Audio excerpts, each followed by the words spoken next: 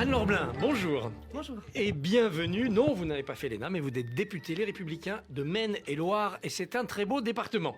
Et aujourd'hui, vous vous lancez dans une opération très utile pour les gens, mais qui a du mal à passer. Il faut que vous nous l'expliquiez. Vous voulez créer un système de tickets restaurant pour les étudiants. Alors, de quoi s'agit-il ?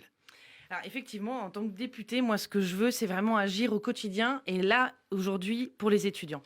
Le diagnostic, il est partagé par tout le monde. Alors moi je suis député Les Républicains, mais c'est naturellement partagé à droite, mais c'est aussi partagé par la majorité. Et là c'est très important parce qu'aujourd'hui on n'arrive pas à avancer parce que les dispositifs ne pourront pas être mis en place parce que la majorité refuse de le mettre en place. Le diagnostic c'est quoi ? C'est qu'aujourd'hui vous avez un certain nombre de campus sur le territoire français qui sont dotés de Crous, donc de restaurants universitaires, de cafétérias. Sauf qu'il y a des endroits où il y a des sites universitaires et sur ces sites, il n'y a strictement rien. Donc le Crous n'est pas présent et donc les étudiants se débrouillent.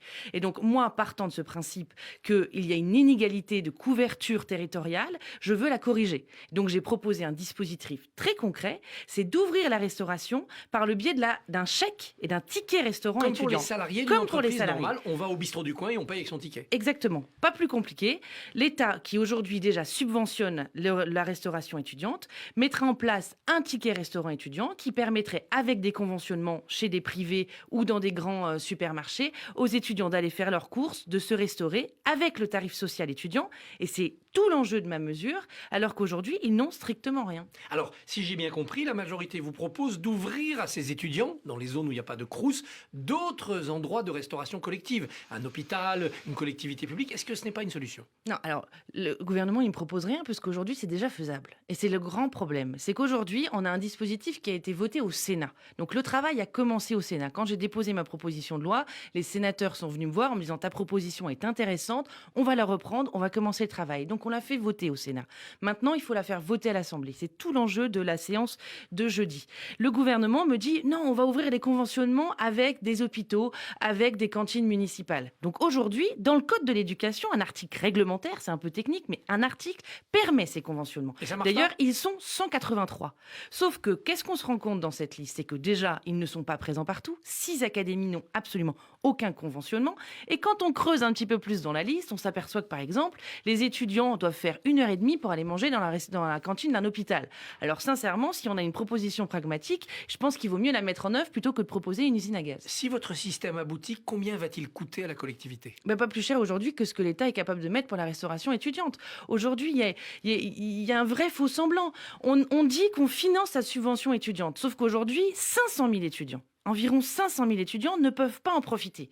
Donc ça veut dire que l'État ne serait pas prêt à subventionner les tarifs, la restauration étudiante pour 500 000 étudiants. Moi, je ne le crois pas, c'est pas ce que je souhaite. Donc évidemment, ça coûtera de l'argent public. Mais aujourd'hui, je crois qu'on a tous été choqués des files d'attente devant les banques alimentaires au moment de la crise. Et on voit très bien que sur le terrain, la difficulté des étudiants sont grandissantes. Donc il faut qu'on réponde tout de suite à leurs préoccupations. Vous craignez une colère des étudiants, là, dans les semaines qui viennent, à cause de tous ces problèmes liés à la pandémie ou ce genre de soucis ? Moi, je pense que la jeunesse, c'est notre avenir. Donc, si on ne s'en occupe pas, demain, leur avenir ne pourra pas nous permettre aussi, pour la France, de faire grandir notre pays. Donc, il faut qu'on prenne aujourd'hui à bras-le-corps les difficultés. Moi, je prends un petit sujet.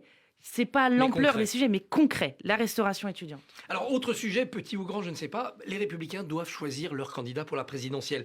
Ils ont fixé comme date le 4 décembre. Est-ce que, comme d'autres, vous pensez que c'est trop tard et qu'il faut accélérer ? Écoutez, moi, je m'en remets au travail qui est fait au sein des Républicains. Moi, je suis député Les Républicains. Je sais que Christian Jacob a fait un énorme travail avec les candidats qui se sont annoncés, avec l'équipe dirigeante. Le 4 décembre, je pense que c'est une date raisonnable, très sincèrement. Parce qu'entre-temps, tout s'est emballé de tous les côtés. Oui, il y a un débat, mais on est à 6 mois de la présidentielle, c'est juste normal. Donc, il y a effectivement plusieurs ambitions, plusieurs personnalités qui souhaitent devenir président de la République. Moi, je crois surtout que ce qu'il faut, c'est qu'on arrive à réconcilier les Français avec la politique. Et donc, quand moi, je propose, par exemple, un ticket restaurant étudiant, c'est quelque chose de concret. Et il faut vraiment qu'on arrive à convaincre les Français que nous, à droite, que nous, les Républicains, on a une alternance à proposer et qu'elle est possible. Alors, en regardant les projets des différents candidats concrets, est-ce que vous avez déjà fait votre choix pour cette désignation ? Moi, ce que je vois surtout, c'est qu'on a un socle commun. Et c'est ce que je vous disais, c'est que les Républicains ont travaillé. Et en tant que députés, les Républicains, on a aussi travaillé. Notre rôle de député d'opposition a aussi compte. Alors c'est peut-être Compter et contraint pas encore. utile de faire une compétition où les gens vont se déchirer. S'il y a un socle commun, on fait ce que Xavier Bertrand propose, on se réunit, et puis on regarde les sondages, on choisit le meilleur. Vous avez choisi Xavier Bertrand, Bah, alors. j'ai rien choisi, mais je vois que lui, il propose quelque chose pour éviter la dispute. Non, mais ce qu'il propose, c'est sa candidature. Ça, on est d'accord. Tout comme Valérie Pécresse, tout comme Michel Barnier, tout comme Philippe Juvin, tout comme Éric Ciotti. Je peux tous vous les citer. Mais on a un socle commun idéologique. Un socle idéologique qui a été construit par les Républicains pendant ces années où on a été dans l'opposition. On a fait part de nos constats, on fait part de nos propositions. Sur ce socle-là, les candidats se positionneront. Aujourd'hui, on a un jeu de sondage. Voilà, les médias s'emballent. Ce qui est simplement la réalité, c'est que les adhérents ont choisi le Congrès. Donc les adhérents se prononceront au moment du départage au 4 décembre. Et à ce moment-là, vous verrez, on aura un seul candidat. Et vous, entre tous les candidats qui respecteront ce socle commun, qu'est-ce que vous regarderez dans leur discours, dans leur projet, qui pourrait faire la différence pour emporter votre vote? C'est les sondages, c'est l'attitude, c'est... Non, moi je pense pas qu'il faut que on dirige et qu'on fasse de la politique avec les sondages, parce que d'ailleurs on voit bien à quel point les sondages nous ont parfois trompés, même souvent. Non, ce qu'il faut, c'est une vraie force de conviction, une vraie volonté, la vraie volonté d'appliquer sur le terrain tout ce que l'on dira. Parce que c'est vrai, quand on est député de terrain, comme je le suis, encore hier j'étais dans un village, les gens nous disent quoi? On ne vous croit plus. Donc il faut qu'on arrive à les réconcilier, à leur dire, on vous fera ces propositions, on les appliquera, on mettra des actes dans nos paroles, dans nos promesses, et c'est ça qui sera très important pour l'avenir. Et dans ces villages, quels sont les sujets qui arrivent en priorité? C'est l'islam, l'immigration, l'insécurité? Il y a ce sujet, entre autres. Bien sûr que les Français ont peur, mais c'est aussi des pouvoirs d'achat qui posent problème. Ça domine. Tous les sujets économiques. Moi, je crois profondément, et c'est le cœur de mon mandat, que le cœur de la France, le cœur de nos richesses, c'est l'économie. On peut avoir une politique sociale généreuse si on met tout ce qui est possible aujourd'hui pour accompagner nos entrepreneurs. Ce sont nos entrepreneurs qui font la force de notre pays. Il faut qu'on les accompagne clairement, en leur donnant les moyens d'agir, en arrêtant de les asséner de normes, en arrêtant de leur donner de nouvelles contraintes administratives et réglementaires. Il faut libérer les énergies, libérer les forces. Et dans nos territoires, on aura des répercussions très positives en matière de travail, de création de richesses, de création de travail et donc d'emploi. Et ça, c'est fondamental pour nos campagnes et particulièrement dans les territoires ruraux. Et est-ce qu'en échange, les entrepreneurs doivent s'engager à augmenter les salaires, plus 9%? Mais vous verrez, ça se fera mécaniquement. Moi, quand j'entends, l'extrême gauche nous expliquer qu'il faut absolument augmenter les salaires, les chefs d'entreprise ont bien conscience aujourd'hui que pour recruter, il y a pénurie de main-d'œuvre. Il y a pénurie de main-d'œuvre, mais il faut aussi miser sur les salariés qui travaillent dans une entreprise. Ils savent que c'est leur force et que c'est collectivement avec eux qu'ils réussiront. Donc les chefs d'entreprise feront bien sûr le nécessaire pour valoriser le travail de ces salariés, oui. En attendant cette date du 4 décembre, est-ce qu'il faut que la droite attaque Éric Zemmour, se mêle d'Éric Zemmour ou au contraire l'ignore? Mais c'est un candidat parmi les autres. Est-ce qu'on parle plus de Jean-Luc Mélenchon aujourd'hui? Est-ce qu'on parle plus d'autres candidats? Aujourd'hui, Éric Zemmour a un certain nombre de positions. Il pose le débat pour sa campagne. Il fera partie sans doute d'un panel de candidats. Les Français pourront choisir. Mais ce qui est certain, c'est qu'il y a des sujets qu'il ne faut pas éviter. Et qu'il a mis sur la table. Il en a mis peut-être parce un que la droite certain n'en nombre parlait pas assez. Qui n'ont pas été effectivement mis en avant ces dernières années. De plus en plus de Français en ont assez du masque dans l'entreprise. Est-ce qu'il faut alléger les contraintes sanitaires ou est-ce que c'est trop tôt? Écoutez, sur ces contraintes sanitaires, moi sincèrement, on va voir ce que le gouvernement va nous demander. Parce que sincèrement, en tant que parlementaire, on n'est pas plus au courant que vous, que tous les Français qui nous écoutent aujourd'hui. Et pourquoi? Parce que le gouvernement continue de naviguer à vue. On nous a expliqué qu'il fallait mettre le pass sanitaire alors qu'il n'en était absolument pas question. Et là, je lis dans les médias qu'a priori, on nous demanderait de proroger le pass sanitaire jusqu'à l'été. On va aller jusqu'où?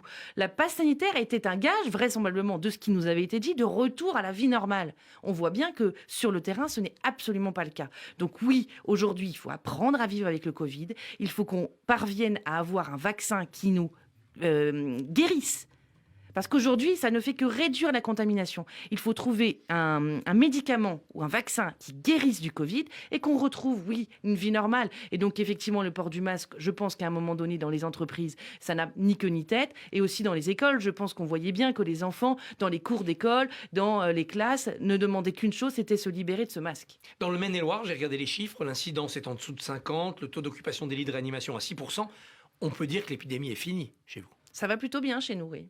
Dernier sujet, il est grave, le rapport sur les enfants abusés dans le cadre de l'Église. Entre 1950 et 2020, 150 000 enfants abusés, environ 3 000 prêtres pédophiles. Comment réagissez-vous au rapport Sauvé? Bah, je n'ai pas connaissance de ce rapport parce que vraisemblablement, il va être publié d'ici Tout à fait, quelques on a heures. juste ces chiffres-là. Moi, je crois que ce qu'a fait l'Église est une démarche très, très saine, de se poser des bonnes questions et de proposer qu'il y ait l'examen de l'ensemble de ces situations qui ont été dénoncées depuis un certain nombre d'années et qui, on sait, ont existé. Il faut, je crois, que l'Église prenne ce rapport avec humilité, mais je crois que c'est le message qu'elle essaie de délivrer avec ce rapport pour que justement les victimes, qui elles ont été touchées au plus fort, au cœur vraiment de leur intimité et de leur personnalité, puissent se reconstruire. Et c'est ça aussi, je crois, le message plus général de l'Église, c'est de permettre aux victimes de sortir de cette détresse qui les habitait et qui les habite encore aujourd'hui pour pouvoir se construire demain. Certains considèrent que l'Église ne s'en remettra pas et que tout le tissu social qu'elle a pu constituer, notamment dans l'Ouest français où l'Église est encore importante, s'est appelé à décliner, à disparaître. Non, je crois pas. Non, non, l'Église est forte, l'Église a connu dans son histoire des difficultés, l'Église saura tirer les enseignements de ses agissements. Et d'ailleurs, il y a un certain nombre de propositions vraisemblablement qui vont être faites pour la formation des hommes d'Église. Mais je crois qu'il faut garder confiance en l'Église. L'Église porte un message universel et il ne faut vraiment pas se détourner d'elle. Au contraire, aujourd'hui, par les temps qui courent, il faut qu'on ait et qu'on garde un message d'espoir et d'espérance. Anne-Laure Blin, c'est jeudi donc que sera étudié à l'Assemblée votre projet de ticket restaurant étudiant. Merci de l'avoir expliqué devant nous et bonne journée. Bonne journée.